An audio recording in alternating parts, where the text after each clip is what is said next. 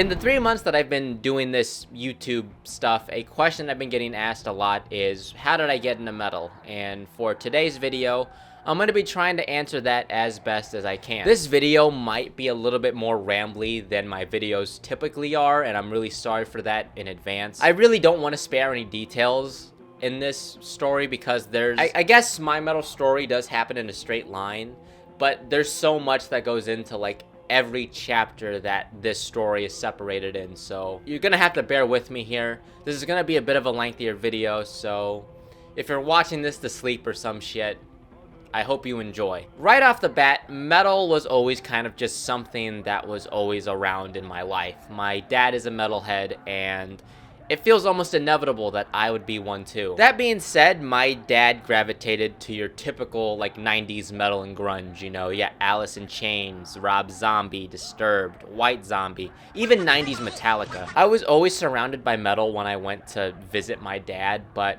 I wouldn't personally find metal until about 2018 or so, when I was in 8th grade, and this is very much thanks to my history of rock and roll class. By the way, I'd like to shout out my teacher for that class, Mr. Swally, because he is the reason why I discovered metal in the first place. So the way the class was kind of, I guess, separated, it was into like decades. You know, you started with the 50s with Fart Lover Chuck Berry and Mama's Boy Elvis Presley. The most important decade that I'm going to be talking about very obviously is when we moved on to the 70s, because we started talking about psychedelic rock and, more importantly, heavy metal. Thanks to history of rock and roll, I discovered bands such as Black Sabbath, early Judas Priest, Scorpions, Motorhead, even Diamond Head.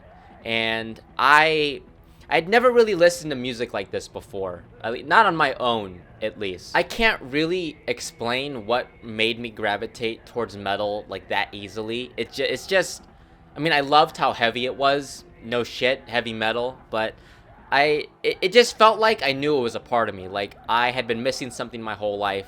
I don't know what it was, but I knew I was missing something, and I had finally found that missing piece. I absolutely loved the speed and rebellious lyrics of just wearing denim and leather, even though I didn't understand those lyrics at the time. But I more so loved Black Sabbath out of all these bands because of how, I guess, macabre it sounded compared to everything else. I love how much of like a slow burn Black Sabbath by Black Sabbath off of Black Sabbath really was. It was kind of like a suspenseful thriller horror movie, just waiting for Ozzy to build up to the guitar solo. The best way I can kind of summarize my love for Black Sabbath is it really was foreshadowing of what's to come. So if I were to have some songs that really defined this chapter of my life, it would be these ones. No, please, no.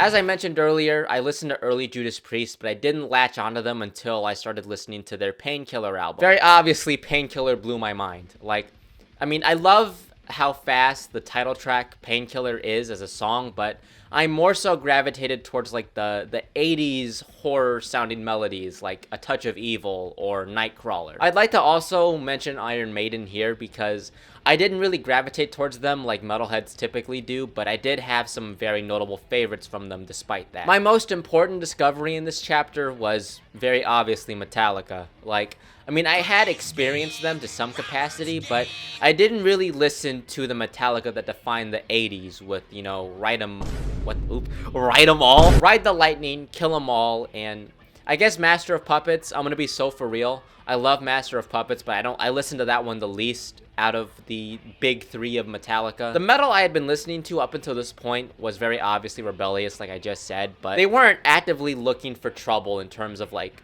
satanic panic or just wine moms trying to find something to get mad at. It's from this point onward I really began to listen to music that really began to challenge being normal and really sung about being like an outspoken, angsty teenager, I guess. On top of all this, I also finally discovered Slayer, so not only am I dipping my toes into like angsty, edgy music, I began to listen to metal that really introduced themes of satanic imagery and satanic imagery and satanic imagery.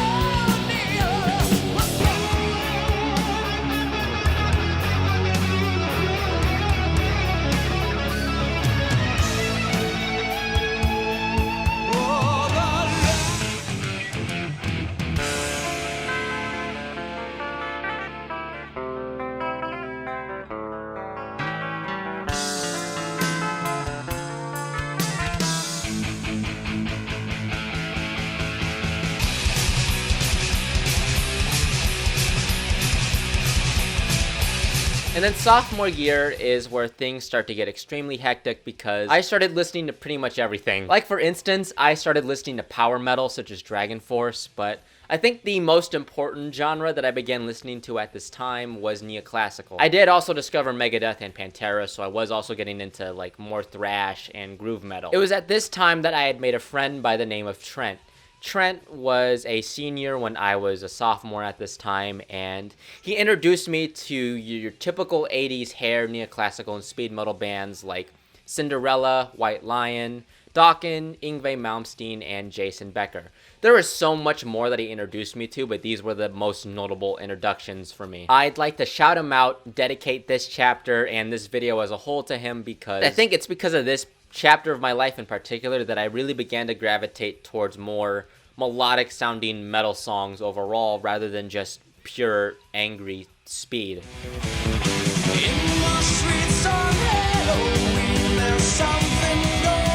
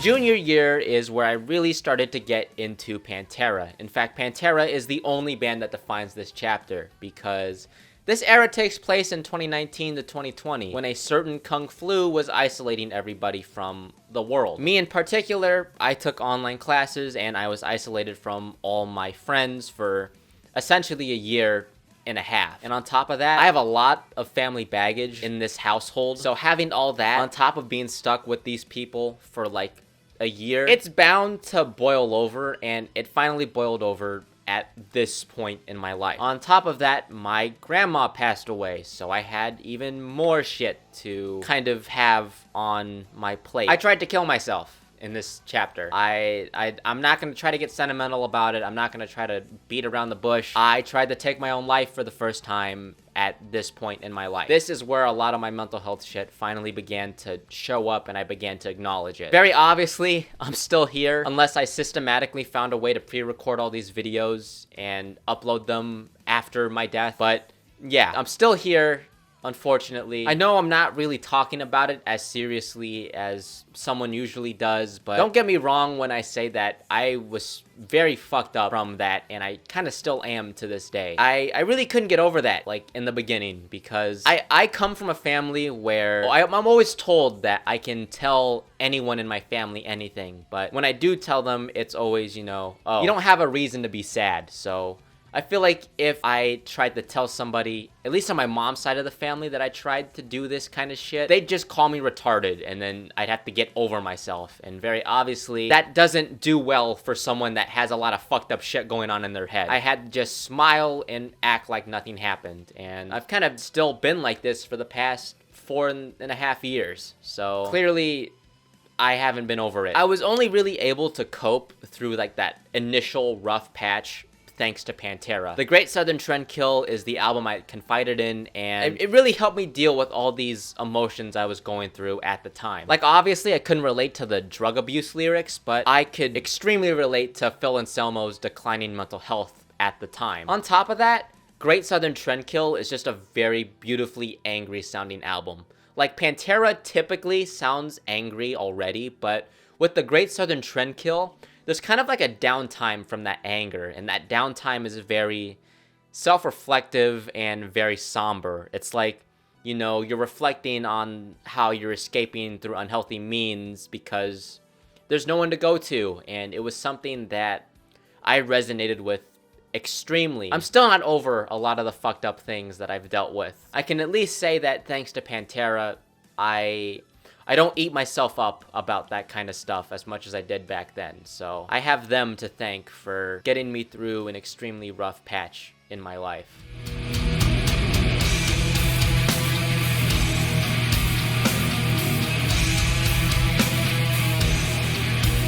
Try to die again. Try to live through this night. Try to do it. It's try to die. Like me.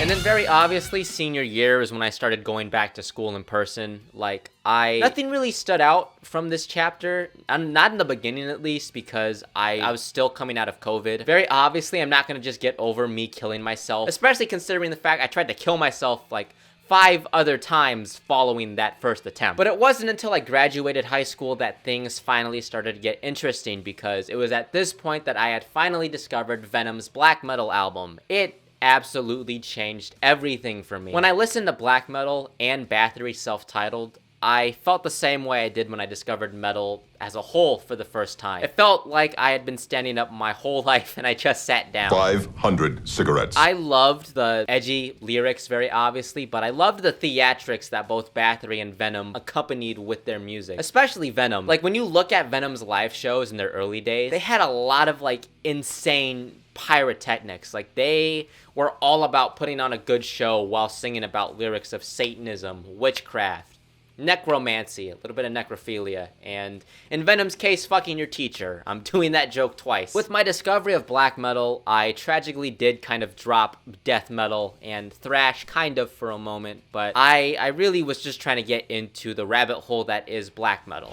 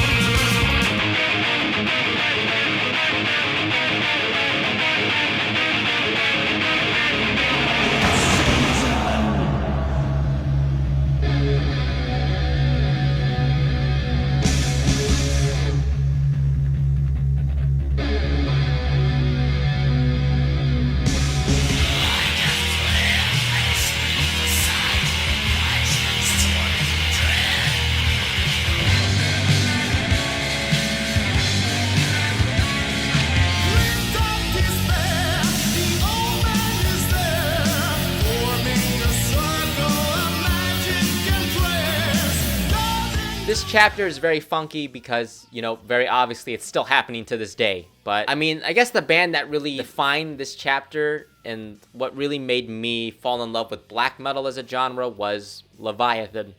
Ugh. Mental health shows up once again, and it shows up in this chapter like it's my arch fucking nemesis. I began to really feel awful about my self-worth from my freshman year of college to now. Like, I still very much feel like shit about my place in the world. As I also mentioned and kind of joked about earlier, I did try to kill myself a bunch of other times following the first time, and these 5 separate attempts happened at this chapter. The most notable attempt was when I turned 20 this year. I turned 20, and I didn't feel good about it. I think I joke about it enough to be a recurring gag on this channel, but I do come from an Asian family. There's stereotypes for a reason. My mom's side of the family, my uncles and my mom, they kind of put their firstborn sons into a competition of who can be the most successful firstborn son. To really show you how large of a gap there is between my achievements and my cousins, I go to Ohio State University as a film student, and I was rejected from that fucking film major because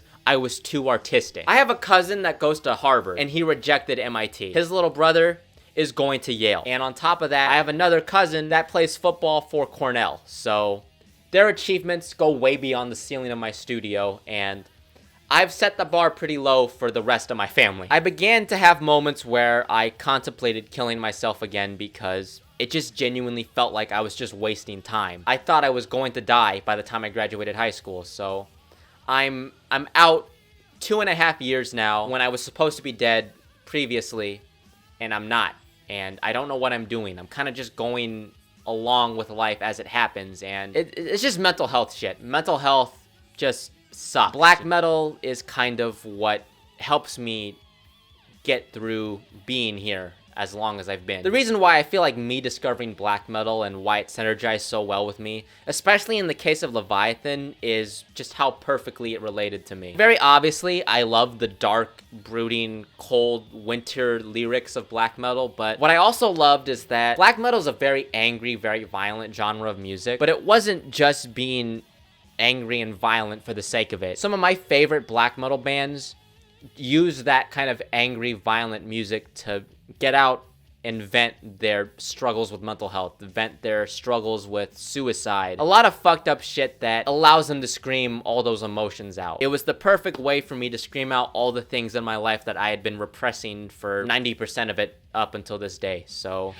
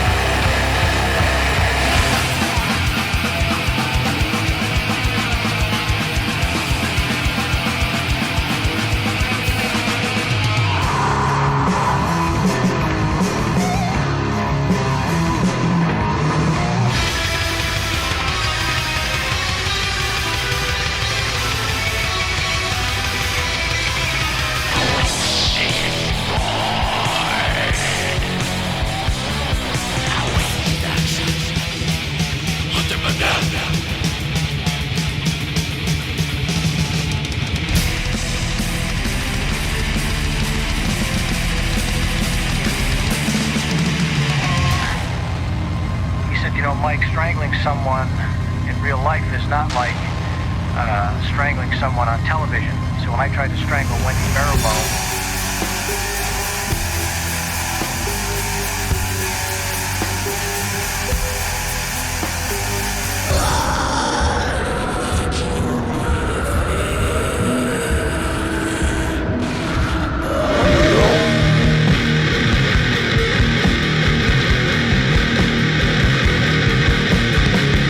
But with that being said, that was and is where we are in terms of how I got into metal, why I'm into it, and where we are from that point. I expect this video to be a little bit lengthier than I anticipated. If you like this video, like it, subscribe, and more importantly, I want you guys to leave a comment on this video in particular. I want you guys to tell me how you got into metal. Why do you guys love this genre of music as much as I do? And if you're new to the channel, check out my other videos. Some of them are funnier than others, but if you're a current subscriber, thank you for being a fan. I love each and every one of you. Just thank you for supporting me on here.